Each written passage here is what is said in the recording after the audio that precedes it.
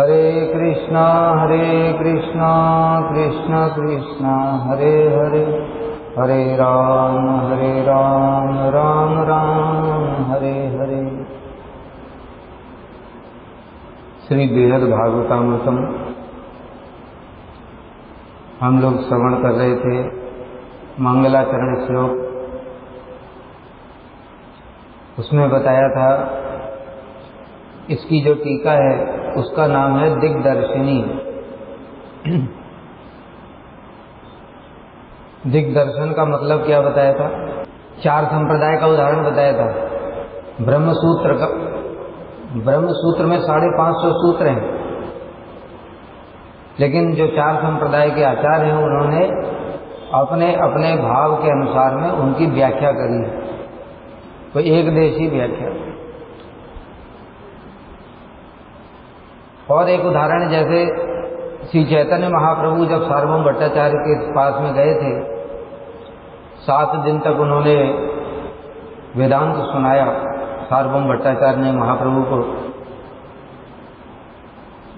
उसके बाद पूछा, चैतन्य तुमको कुछ समझ में आता है? महाप्रभु ने कहा, वेदांत तो सूर्य के समान है, किंतु आपकी जो व्याख्याएं वो बादल के समान है। आपकी व्याख्याओं ने वेदांत के वास्तविक तात्पर्य को ही ढक दिया। यह सुनकर के तो सार्वभौम आश्चर्यचकित हो गए। तो फिर उन्होंने कहा, ठीक है तुम सुनाओ वेदांत की वास्तविक व्याख्या क्या है। तो महाप्रभु ने जो सुनाना शुरू किया, सार्वभौम भट्टाचार्य आश्चर्यचकित हो गए। साक्षात बृहस्पति हैं वो। सार्वभौम भट्टाचार्य बृहस्पति के अवतार हैं। उन्होंने कहा, ऐसी अद्भुत व्याख्या तो कोई मनुष्य नहीं कर सकता।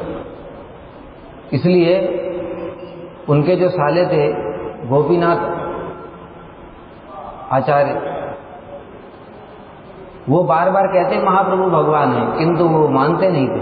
कहते कोई अवतार है ही नहीं, इस टाइम शास्त्र में ऐसा लिखा ही नहीं है। लेकिन आज जब उनकी व्याख्या सुनी तो उनको लगा कि हाँ ये भगवान हो सकता। इसलिए कंफर्मेशन के लिए उन्होंने कहा, ठीक है, एक आत्माराम मुनियो निर्गंता रूपमे कुर्वंत हेतु की भक्तिम इत्थम भूत गुणो हरि। भागवत का श्लोक है। आत्मारामस्य मुनियो, आत्माराम जो मुनि हैं, चतुसेन इत्यादि, निर्ग्रंथा अपि उरुक्रमे, जिनकी समस्त हृदय की ग्रंथियां भी नष्ट हो चुकी हैं। मतलब उनके अंदर में कुछ भी विकार नहीं है, काम क्रोध मोह लोभ सब नष्ट हो चुके हैं, अविद्या भी नष्ट हो चुकी है। लेकिन उरुक्रमे कुर्वन्ति अहेतुकीम भक्तिम, वो भी अपने आत्मा राम के गुण को छोड़ करके भगवान की भक्ति करते हैं। इत्थम भूत गुणो हरि, भगवान के गुण ही ऐसे हैं। इसलिए 5 जो गुण बताए थे उसमें एक क्या था? आत्माराम गणाकर्षी बताया था ना। देवताओं में 55, उससे 5 गुण नारायण में और ज्यादा। वो 5 में क्या था? एक आत्माराम गुणाकर्षण, आत्माराम गणाकर्षण। आत्माराम गण को आकर्षण करते हैं, जैसे बताया चतुसेन हैं, श्री सुखदेव गोस्वामी हैं, ये सब आत्माराम हैं। तो महाप्रभु से कहा कि इसकी व्याख्या सुनाओ। महाप्रभु ने कहा, पहले आप व्याख्या सुनाइए। तो सार्वभौम भट्टाचार्य ने उसकी अनेक प्रकार की व्याख्या की। कितनी? 8 प्रकार की, 9 प्रकार की। महाप्रभु ने उसकी दुगनी व्याख्या कर, उनकी किसी भी व्याख्या को स्पर्श ही नहीं किया। तो कहने का मतलब क्या है कि जो शास्त्र में अनेक सारी व्याख्याएं हो सकती हैं, उसमें से श्री सनातन गोस्वामी ने अपने भाव के अनुसार में उसकी एक देशी व्याख्या दी है। यहाँ पर अपने अपने भक्त जैसे जैसे उनके भाव होते हैं, उस प्रकार की उनकी व्याख्याएं भी होती हैं। ये सब हम लोगों ने सुना था। उसके बाद में अपने जो आराध्य हैं इष्टदेव, इस ग्रंथ की निर्विघ्न समाप्ति के लिए श्री राधा रमण देव की जय दे रहे, जयति, उनकी जय हो। फिर बताया था कल जय का अर्थ क्या होता है। जय का तात्पर्य क्या होता है? हमारे हृदय में बहुत अनर्थ हैं, भक्ति उत्थनर्थ, सुकृति उत्थनर्थ, दुष्कृति उत्थनर्थ, अपराध उत्थनर्थ। जब हम अपने गुरुवर्गों की जय देते हैं तो हमारी ये भावना होती है कि आप हमारे हृदय पर जय कर लें। उनकी जब जय हो जाएगी तो वो जैसा हमारे हृदय को चलाएंगे वैसा हम चलेंगे। वो कैसे चलाएंगे? वो सब कुछ कृष्ण की सेवा में अर्पित कर देते हैं। जैसा हम लोग बार बार बताते हैं, गुरु जी कहते थे तुम्हारे हृदय कमलों को स्वच्छ करके मैं राधा जी के चरणों में अर्पित कर दूं। कब करेंगे? जब वो हमारे ऊपर जय कर लेंगे। जय कब करेंगे? जब हम उनके शरणागत होंगे। खाली मुख से बस याद कर लिया और जय देते जा रहे हैं तो वो कभी जय नहीं होगा। भावना होनी चाहिए। जैसे बताया, सब लोग ध्यान से समझो, ये बहुत बड़ा साधन है। वो इसे सब कुछ टाइम पास की तरह करते हैं। जय श्री श्री गुरु गौरंग गांधर्विका गिरधारी, आंख बंद करके जय दे रहे हैं तो गांधर्विका गिरधारी जो विग्रह है वो सामने होने चाहिए, अंदर में स्मरण होना चाहिए। राधा विनोद बिहारी की जय, तो अंदर में राधा विनोद बिहारी का स्मरण होना चाहिए। फिर अपने गुरु जी की जय दे रहे तो गुरु जी का रोज चित्रपट देखते, किस लिए? यहाँ चित्रपट लगाया, वहां चित्रपट लगाया, नीचे समाधि है, चारों तरफ तो फोटो है।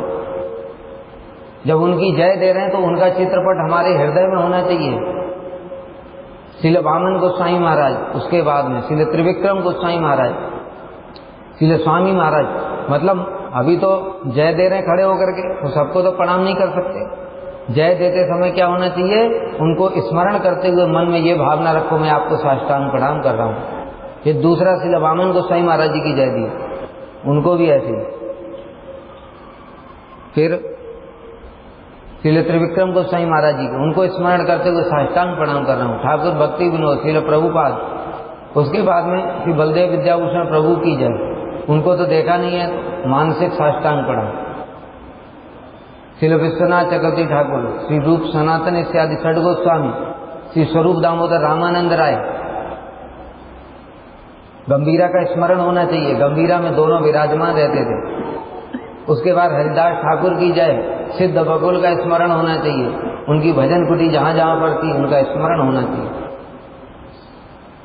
उसके बाद श्री चैतन्य महाप्रभु की जय, विग्रह है साक्षात रूप में विराजमान।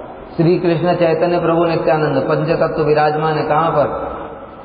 योगपीठ में श्रील भक्ति विनोद ठाकुर ने स्थापित किया। पंचतत्व का स्मरण होना चाहिए। राधा कृष्ण गोप गोपी गो गोवर्धन, सब स्मरण। राधा कुंड, श्याम कुंड, जिसने दर्शन किया है तो उनको स्मरण करते हुए जय देना चाहिए।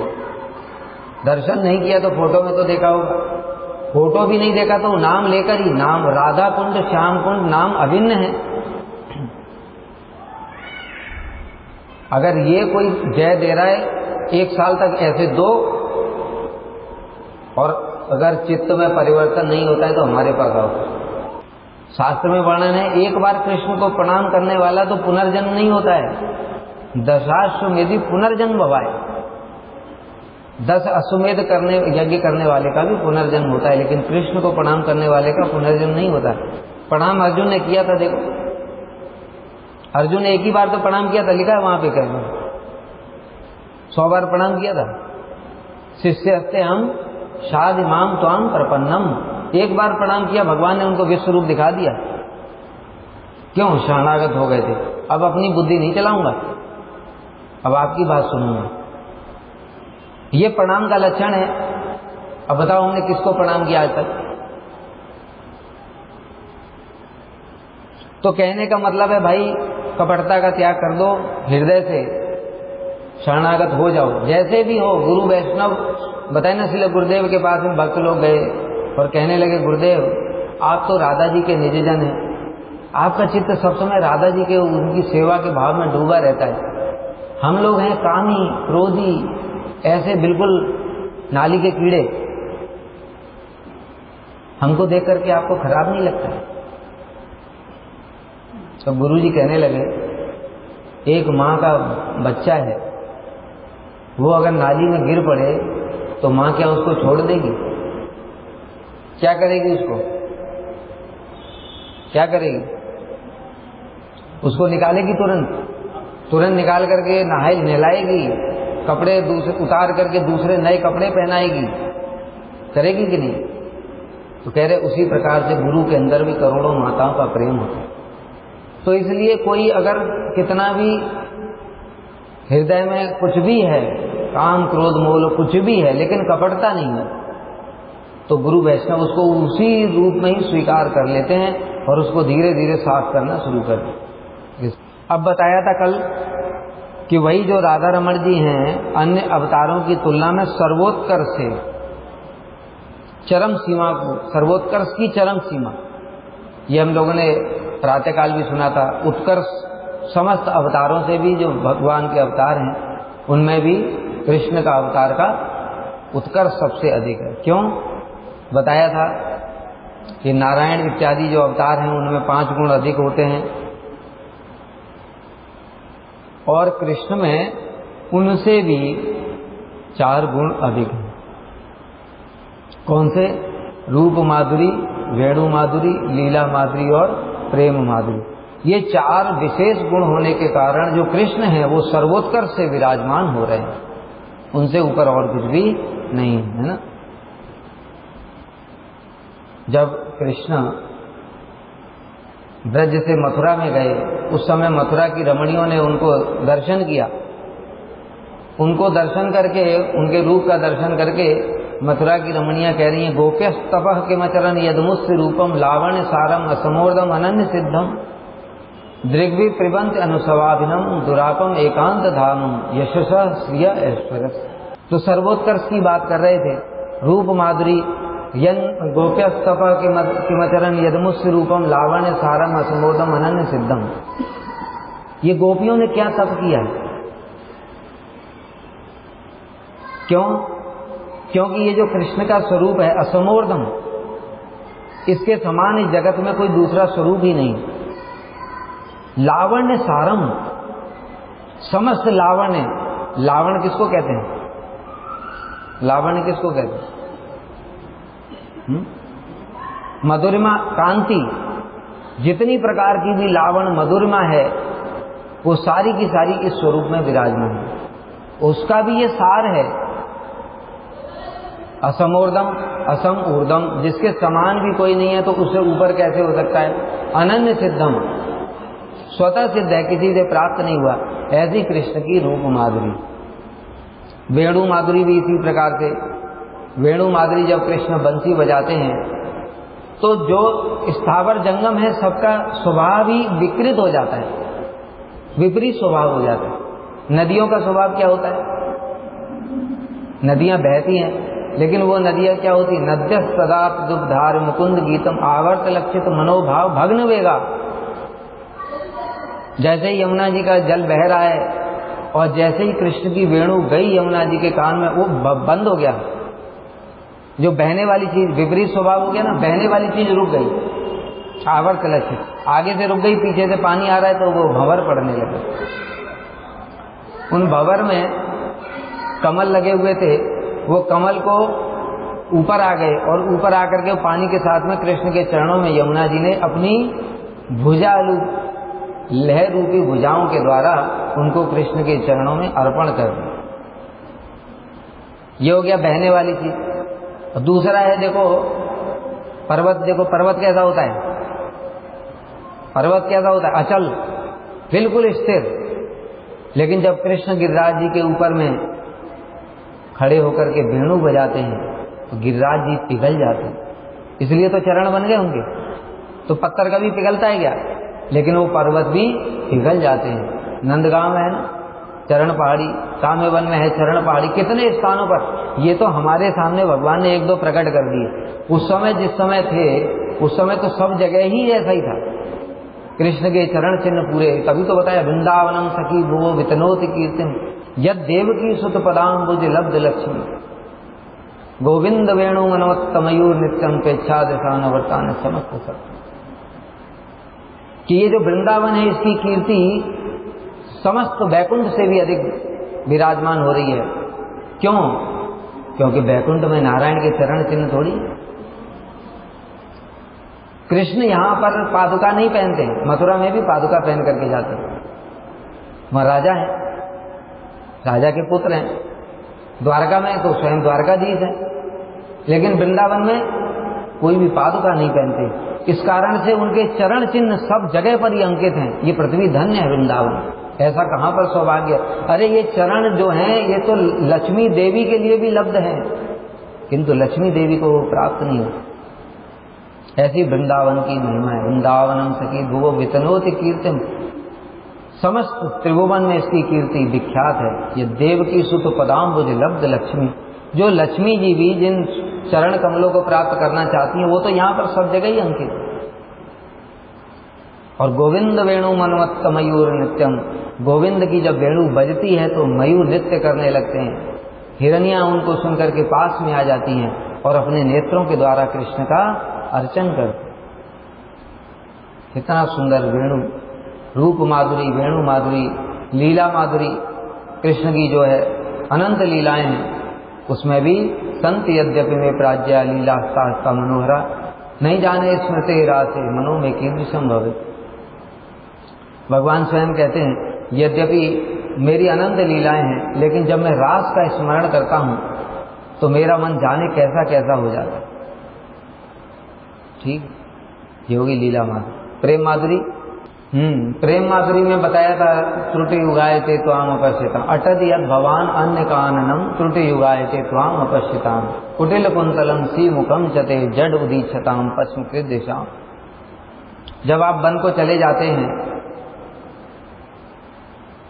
और त्रुटि युगाए ते त्वाम अपश्यताम, उस समय कृष्ण के दर्शन न होने के कारण गोपियों को एक क्षण का समय भी युग के समान प्रतीत होता है। फिर जब लौट करके आते हैं कृष्ण, लौट करके आते हैं तो कृष्ण तो गोपियां उनके मुख को दर्शन कर रही हैं और दर्शन करके विधाता को कोस रही हैं। विधाता को कोस रही हैं, ब्रह्मा जी को। क्यों? अरे तुमको तो सृष्टि करना ही नहीं आता है। इतना सुंदर कृष्ण का रूप दिया, उसको देखने के लिए केवल 2 ही आंखें दी, तुमको तो सृष्टि करना ही नहीं आता है। इनकी रूप माधुरी का पान करने के लिए तो लाखों लाखों कोटि कोटि नेत्र होना चाहिए। फिर पहली तो ये गलती विधाता की कि 2 ही आंखें दिया। दूसरा गलती क्या है, वो आंख दिया 2, ऊपर से पलकें भी दे दिया। ये है प्रेम माधुरी, ये प्रेम का उत्कर्ष है। इतना प्रेम अधिक है कि एक क्षण, मतलब त्रुटि क्षण नहीं है, सेकंड नहीं है, सेकंड से भी 100वां भाग, उतना समय भी गोपियों को युग के समान प्रतीत होता है। और दूसरी ओर जो ब्रह्मरात्रि थी, जो रासलीला की रात्रि थी, वो ब्रह्मरात्रि थी, वो भी एक क्षण के समान गोपियों के सामने प्रतीत हुई। ब्रह्मरात्रि उपावृतान वासुदेवान अनुमोदिता, वो ब्रह्मरात्रि गोपियों को एक सेकंड के समान प्रतीत हुई। अरे अभी तो बस रात शुरू हुआ था और खत्म भी हो गया, और वो ब्रह्मरात्रि थी। अनिच्छन्ते, गोपियों ने अनिच्छापूर्वक कृष्ण की इच्छा से, यानी कृष्ण का अनुमोदन था कि हे गोपियों अब तुम वापस चली जाओ, इस कारण से गोपियां वापस अपने घरों को लौट गई। उनकी इच्छा नहीं थी, अनिच्छन्ते। तो इस प्रकार से ये है प्रेम माधुरी कि जब उनके विरह में एक क्षण का समय युग के समान प्रतीत होता है और उनके मिलन के समय एक युग का समय भी एक क्षण के समान प्रतीत होता है। तो इस प्रकार से 4 माधुरियां हैं कृष्ण में। यही वे ही कोई एक अनिर्वचनीय पुरुष यहां पर सर्वोत्कर्ष से विराजमान। अनिर्वचनीय मतलब उनकी ये जो माधुरियां हैं, रूप माधुरी, वेणु माधुरी, लीला माधुरी, प्रेम माधुरी, ये सब वर्णन करने में कोई समर्थ ही नहीं है। उनकी महिमा को जानने में अनिर्वचनीय मतलब क्या होता है, जो वचनों के द्वारा व्यक्त नहीं किया जा सकता। अनिर्वचनीय, कृष्ण को क्या हम वचन के द्वारा व्यक्त कर सकते हैं? अर्जुन को भगवान विश्वरूप दिखा रहे, क्या क्या दिखाया उन्होंने? 49 मरुद दिखाया, 11 रुद्र, 12 सूर्य, अग्नि, कितने प्रकार की अग्नि, सब कुछ दिखाया। अनंत ब्रह्मांड दिखा दिया, हजारों मुख, पैर, हाथ, सब कुछ दिखाया।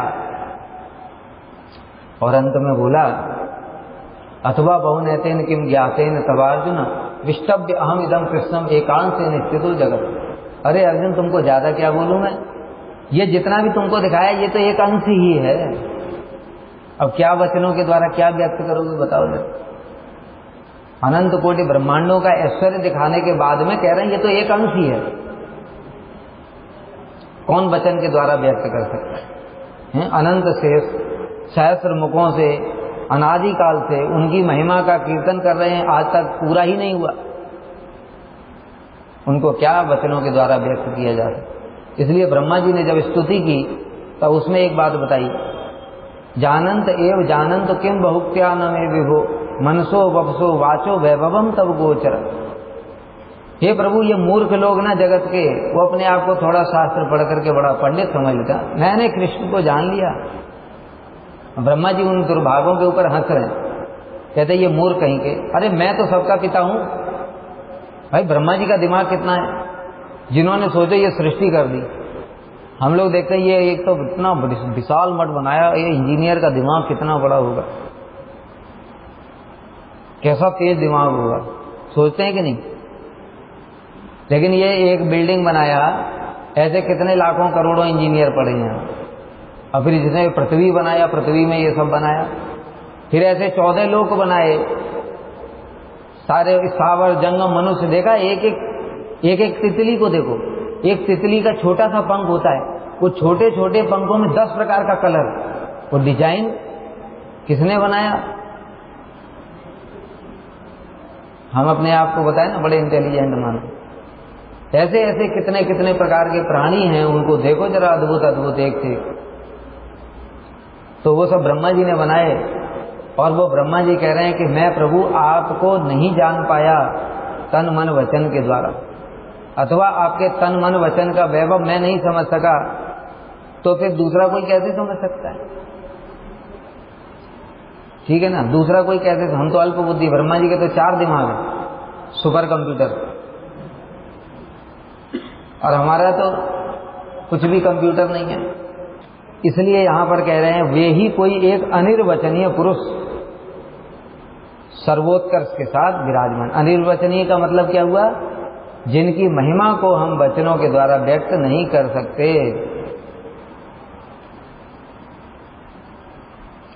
तदनंतर विविध इत्यादि अन्य अन्य विशेषण कहे गए हैं, जो रूप गुण आदि संबंधी विविध प्रकार की मधुरिमाओं के सागर स्वरूप हैं। विविध प्रकार की मधुरिमा माने रूप गुण लीला वेणु, ये तो 4 माधुरी हैं ही, लेकिन ये मत सोचो कि उनके इतने ही गुण हैं, उनके गुण तो अनंत हैं, लेकिन ये प्रधान प्रधान गुण ही बताए गए हैं कि जगत में जो कुछ भी देख रहे हो, अच्छा उनको, कृष्ण को तो छोड़ो, कृष्ण को अभी छोड़ो, भूल जाओ, हम इस जगत में ही लोगों को देखते हैं। एक कोई व्यक्ति है, उसके अंदर में कुछ गुण है, दूसरे के अंदर कुछ गुण है, तीसरे के अंदर कुछ, लोगों के अंदर ही इतने हजारों प्रकार के गुण दिखाई देते हैं। वो सब कहां से आ गए? कृष्ण में नहीं थे तो तुम्हारे अंदर कहां से आ गए हैं? कहीं से आ सकते हैं क्या? अपने आप प्रकट हो गए। अनन्य सिद्धम, स्वतः सिद्ध है क्या? वो सब कृष्ण के एक कण हैं, कृष्ण के एक कण मात्र हैं, और कृष्ण में वो सारे गुण पूर्ण मात्रा में विराजमान हैं। इसलिए कह रहे हैं विविध, विविध माने बहुत प्रकार के ऐसे गुण हैं। मधुरिमाओं के सागर स्वरूप, अर्थात सागर जिस प्रकार अथाह स्थिर अपार और अगाध जल का आश्रय है, उसी प्रकार नंद किशोर की, अब यहां पर बता रहे हैं जो भगवान की जो माधुर्य है उसके सागर के साथ तुलना की गई है। सागर, सागर क्यों बोला गया? क्योंकि सागर अनंत है, अथाह है, गंभीर है, विशाल है, तो उसकी कोई था नहीं पा सकता। उसी प्रकार से जो कृष्ण के भी गुण हैं, उनकी मधुरिमाएं हैं, उनका कोई भी था नहीं पा सकता कितना है। यहां पर रूप माधुरी का वर्णन करने के लिए किशोर इत्यादि कह रहे हैं। उनके रूप में सदैव कैशोर अवस्था विराजमान है, चाहे भगवान बाल्य हैं, चाहे पौगंड हैं, चाहे किशोर हैं, सब समय उनकी किशोर अवस्था नित्य विराजमान है। किशोर ही मूल है। एक श्लोक है उसमें बताया है कि किशोर जो है, किशोर वयस वही मूल है, ठीक है। और एक श्लोक में बताया बाल्ये अपि भगवान कैशोरम रूपम आश्रित रेमे विहारई विविधई प्रियया सहदादया। कृष्ण बाल्य रूप में होने पर भी, बाल्य पे भगवान बाल्य पे भगवान कैशोरम रूपम आस्थिता, किशोर अवस्था उनके बाल्य रूप में ही विराजमान है। रेमे विहारई विविधई, और उसी अवस्था में ही प्रियया सह राधया, अपनी जो प्रिया है राधा जी, उनके साथ नित्य रमण भी करते हैं। ये जगत में जब लीला प्रकाशित होती है तब तो हमको एक ही दिखाई देता है, लेकिन चित्त जगत में वो समस्त अवस्थाएं उस नित्य विराजमान रहती है।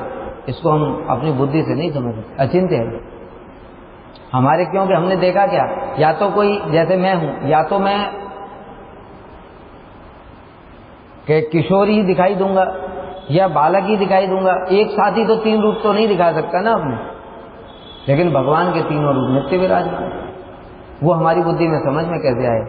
इसलिए जब जगत में प्रकट होते हैं भगवान तो हमारे अनुरूप ही लीला करते हैं, हम जिसको देख सकते हैं, समझ सकते हैं, इसलिए हमको दिखाई देता है। गर्ग संहिता में बड़ा सुंदर कथा भी आती है। गर्ग संहिता में वर्णन आता है कि जब गर्गाचार्य जी नंद बाबा एक बार कृष्ण को लेकर के गोद में जा रहे थे, भांडीरवन में पहुंचे बाबा, उसी समय भयंकर आंधी चली। नंद बाबा डर गए, सोचने लगे लगता है फिर कोई असुर आ गया, मेरे लाला के प्राण खतरे में, प्रार्थना करने लगे। उसी समय एक दिव्य देवी प्रकट हुई, बड़ा शरीर से दिव्य कांति निकल रही थी। और देवी ने कहा, बाबा तुम चिंता मत करो, अपने पुत्र को मुझे दे दो, मैं सुरक्षित इसको घर पहुंचा दूं। नंद बाबा ने कहा ठीक है, ले दे दिया उनको, और बाबा घर चले गए। और जैसे ही वो नंद बाबा वहां से गए तो कृष्ण उसी समय किशोर रूप धारण कर लिया।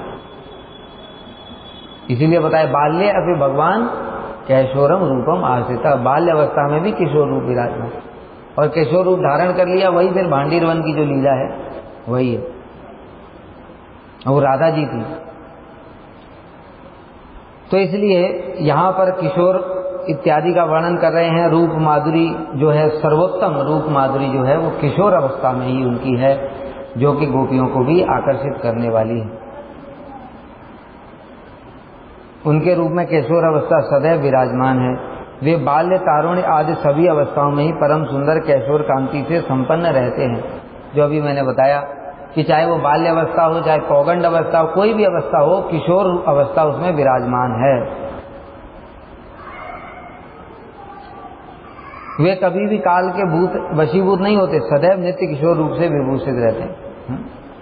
भगवान कभी भी काल के वशीभूत नहीं होते, काल उनके अधीन है। मद भयात बात बातोयम कालश्चरत मद भयात, काल तो उनके भय से चलता है। अतएव श्रीमद् भागवत में भगवान कपिल देव भी कहते हैं, क्या कहते हैं, संतम वयस कैशोरे वृत्य अनुग्रह कातरम इति, अर्थात कि वो सब समय किशोर अवस्था में विराजमान रहते हैं और भक्तों पर अनुग्रह करने के लिए लालायित रहते हैं।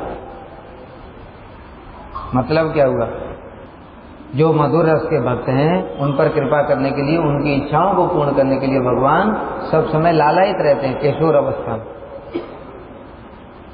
अच्छा, सनातन गोस्वामी यहाँ कह रहे हैं, यदि आपत्ति हो कि ऐसे नित्य किशोर रूपवान तथा भक्तों पर कृपा करने के लिए लालायित रहने वाले भगवान श्री कृष्ण चंद्र वैकुंठ के ऊपर स्थित गोलोक में विहार करते हैं, अतः उनकी परम दुर्लभता के कारण उनकी भक्ति की महिमा वर्णन रूप महाप्रसाद अर्थात महान कृपा भी अत्यधिक दुष्प्राप्य है, इसलिए इस विषय में प्रयास नहीं करना चाहिए। क्या बताएं, सनातन गोस्वामी कह रहे हैं कि भाई ये तो चलो ठीक समझ में आ गया कि कृष्ण के अंदर में रूप माधुरी, लीला माधुरी, प्रेम माधुरी, वेणु माधुरी हैं, लेकिन ये बताओ जो बैकुंठ ही इतना कठिन है प्राप्त करना, उसके भी वो ऊपर विराजमान है, बैकुंठ से ऊपर है, फिर अयोध्या, अयोध्या से द्वारका, द्वारका से मथुरा, मथुरा से ब्रज, तो उनको प्राप्त करना तो इतना मुश्किल काम है, हमारे बस की बात नहीं है।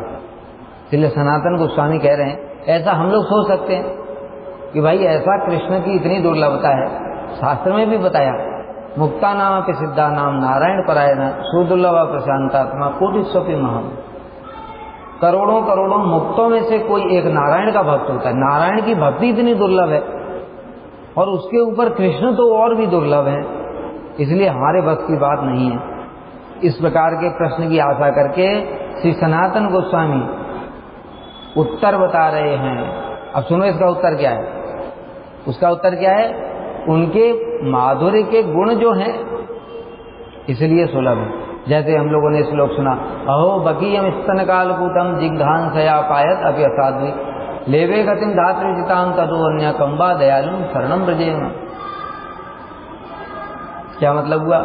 अरे जो पूतना उनको मारने के लिए आई थी, उनके गुण इतने उदार हैं, इतने वो दयालु हैं, कंबा दयालु, कि उन्होंने वो पूतना को भी अपना धाम दे दिया। तो तुम तो भजन कर रहे हो, तुमको क्यों नहीं देंगे? समझ में आया? हमारा जो अंदर संदेह है उसका निवारण कर रहे हैं श्री सनातन गोस्वामी। स्वयं क्वेश्चन उठा रहे हैं, स्वयं उत्तर दे रहे हैं। क्वेश्चन क्या उठाया कि भाई कृष्ण की तो इतनी महिमा है, इतना दुर्लभ है उनको प्राप्त कर, हम कैसे प्राप्त कर पाएंगे, हमारे बस की बात है। कह रहे नहीं नहीं चिंता मत करो, उनके गुण ही ऐसे हैं जो वो कृपा करने के लिए बाध्य हो जाते हैं। भगवान अपने अभी प्रातःकाल में सुनते हैं ना माधुर्य कादम्बरी, वो अपनी कृपा शक्ति के वशीभूत होकर के उन्होंने जड़ अंध कातुर जितने थे उन सब पर कृपा कर दी, उन सबको प्रेम भक्ति दे दी। तो हम लोग तो भजन कर रहे हैं, हमको क्यों नहीं देंगे? यही बात यहाँ पर कह रहे हैं। पूतना को सकुला कुल सहित, मतलब अघासुर बकासुर को भी दे दिया मुक्ति पूतना के साथ साथ में। और देखो नलकूबर मणिग्रीव, उनको देखो, उनको भी उद्धार करके अपना धाम दे दिया। वो कौन थे? नलकूबर मणिग्रीव। कुबेर के दो पुत्र थे। कुबेर के दो पुत्र अहंकार के कारण में नारद जी का अपमान किया, नारद जी ने उनको शुद्ध करने के लिए शाप दे दिया, और भगवान ने उन पर कृपा करके अपने धाम में मधुकंठ स्निग्धकंठ धाम में स्थान दे दिया। भगवान की लीलाओं का कीर्तन करते हैं। तो इसलिए कह रहे हैं यहाँ पर श्री सनातन गोस्वामी की, भाई डरने की चिंता करने की जरूरत नहीं है। कृष्ण तो अपने गुणों के माधुर्य औदार्य के कारण में वो भक्ति प्रदान कर देंगे, चिंता मत करो। निज अर्थात अपने चरण कमल में प्रेम दान करने के लिए वे श्री गोलोक से भूलोक स्थित मथुरा मंडल में अवतरित हुए हैं। क्या बता रहे हैं कि भाई वो वहां से गोलोक से यहां पर मथुरा में क्यों आए? श्री चैतन्य महाप्रभु वहां से अपने धाम से यहां पर क्यों आए? जरूरत क्या थी उनको? कह रहे अपने भक्तों, अपने चरणों की प्रेम भक्ति देने के लिए तो आए। श्री चैतन्य महाप्रभु की दया क्या वैशिष्ट्य है? स्वयं ही अपने नाम का कीर्तन कर रहे हैं, स्वयं ही अपना प्रेम वितरण कर रहे हैं। इसलिए इसी गुणों के कारण आप चिंता मत करो, क्योंकि वो भगवान अपने भक्तों को अपने चरणों में भक्ति देने के लिए ही जगत में अवतरित होते हैं। भगवान जो अवतरित होते हैं असुरों का संहार करने के लिए, गौड़ कारण, यदा यदा हि धर्मस्य ग्लानिर्भवति भारत, ये गौड़ कारण है। मुख्य कारण क्या है? भगवान कह रहे हैं पद्म पुराण में, मुहूर्ते नापि सहर्तुम शक्तो यद्यपि दानवान मद भक्ता नाम विनोदार्थम करो में विविधा, कि मैं एक मुहूर्त में ही सारे असुरों का वध कर देता हूं, कर सकता हूं। भगवान को यहां आने की जरूरत क्या है? शिव जी को बोल देंगे तो वो क्या असुरों का वध नहीं कर पाएंगे? वो असुर को मारने के लिए कृष्ण को आने की आवश्यकता क्या है? लेकिन कह रहे हैं कि मद भक्ता नाम विनोदार्थम, अपने भक्तों को आनंद प्रदान करने के लिए मैं इस जगत में अवतरित होता हूं। आनंद प्रदान करने के लिए मतलब क्या? प्रेम भक्ति दान करने के लिए। इसलिए भगवान अपने गुणों के कारण ही इस जगत में आकर के स्वयं अपने चरणों की भक्ति प्रदान करके जाते हैं।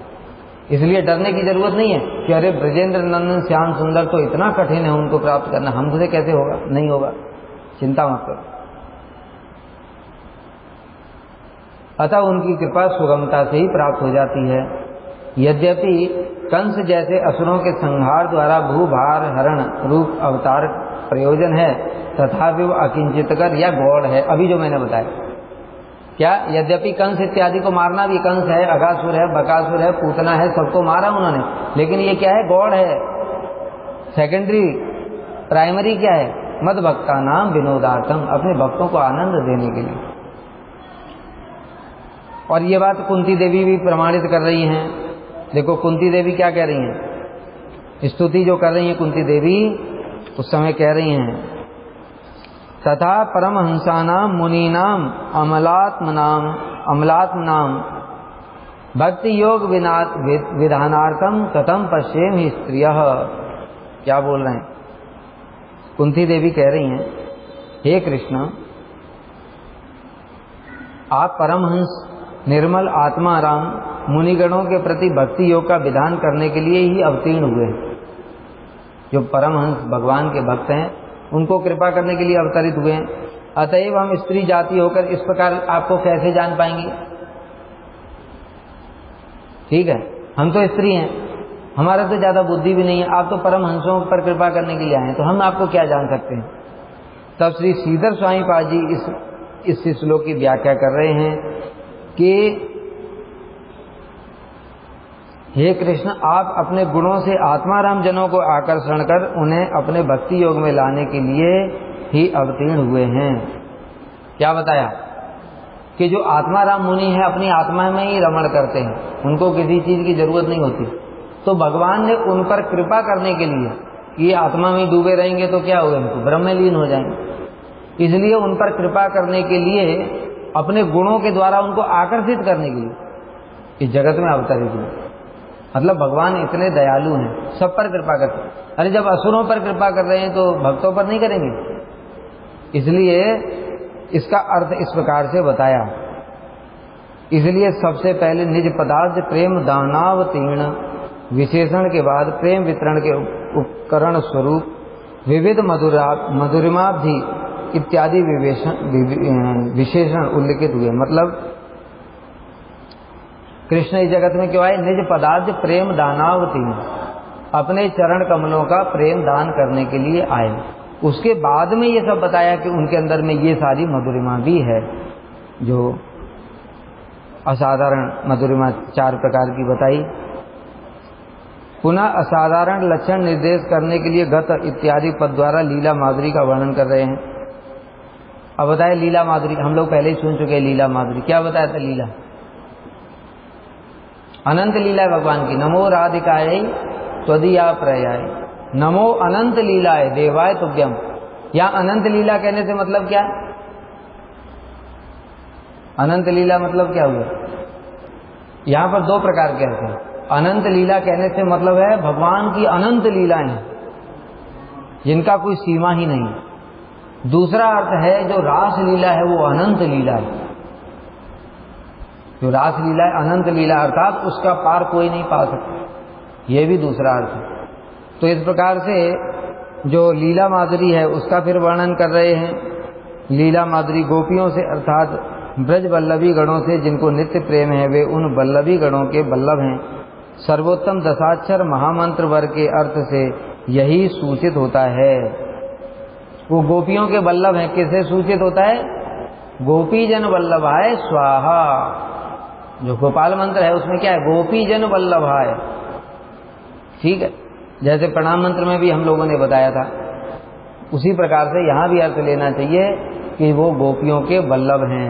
ये बात गोपाल मंत्र से भी सिद्ध हो जाती। इसलिए देखो, जो परकिया रस को नहीं मानते, सब जगह ही परकिया रस है। ये गोपी जन वल्लभा, ये गोपाल मंत्र, ये तो सृष्टि के प्रारंभ से ब्रह्मा जी भी ये मंत्र जप करते, ब्रह्मा जी भी ये मंत्र जप करते। तो ये मंत्र क्या है? गोपी जन वल्लभा। गोपियां कौन है? कृष्ण के साथ में उनका तो विवाह नहीं हुआ, तो परकिया रस। इसलिए गोपाल मंत्र के द्वारा भी परकिया रस की पुष्टि होती है। सर्वोत्तम दशाक्षर महामंत्र वर्ग के अर्थ से यही सूचित होता है कि वो गोपियों के प्राण वल्लभ हैं। इस विषय में सर्वप्रथम श्री गोलोक महात्म्य उपाख्यान के प्रारंभ में दशाक्षर महामंत्र वर्ग के अर्थ विकास प्रसंग में गोपी प्रेम की महिमा का वर्णन होगा। ये आगे वर्णन करेंगे कि गोपियों का प्रेम कैसा है, उसकी महिमा कैसी है। ये आगे वर्णन करेंगे जो गोप कुमार का जब आएगा।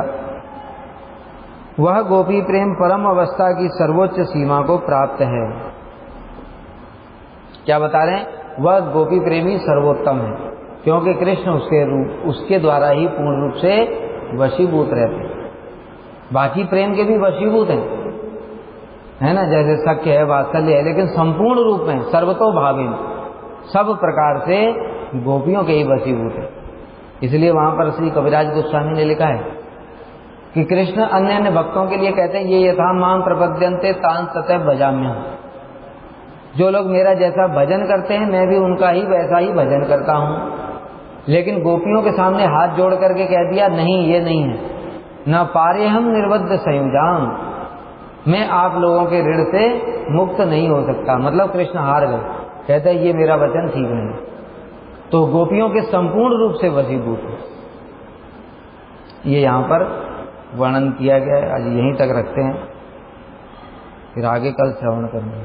निज पदाब्ज प्रेम दानावतीर्ण विशेषण के द्वारा वे गोपियों के अतिरिक्त आप अमर साधारण व्यक्तियों को भी कृपा करके वही प्रेम दान करते हैं, ऐसा प्रतीत होता है। एक बात और भी बता रहे हैं कि ये जो बताया निज पदाब्ज प्रेम दानावतीर्ण, यानी कि अपने चरण कमलों का प्रेम प्रदान करने के लिए आए। इससे यही नहीं समझना चाहिए कि केवल वो गोपियों पर ही कृपा करेंगे। वो समस्त जो पामर, मतलब जो पामर जीव है हमारे जैसे, उन सबको भी वो प्रेम प्रदान करेंगे।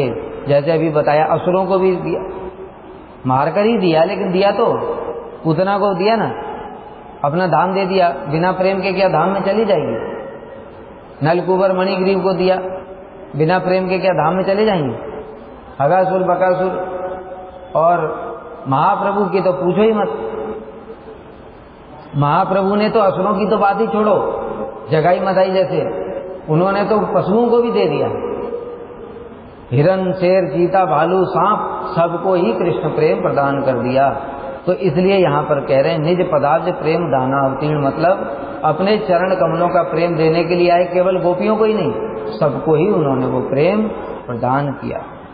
इस प्रकार से उनकी कृपा प्रकाशित होती है। ठीक है। वांछा कल्पतरुभ्यश्च कृपा सिंधुभ्यैव च पतितानां पावनेभ्यो वैष्णवेभ्यो नमो नमः।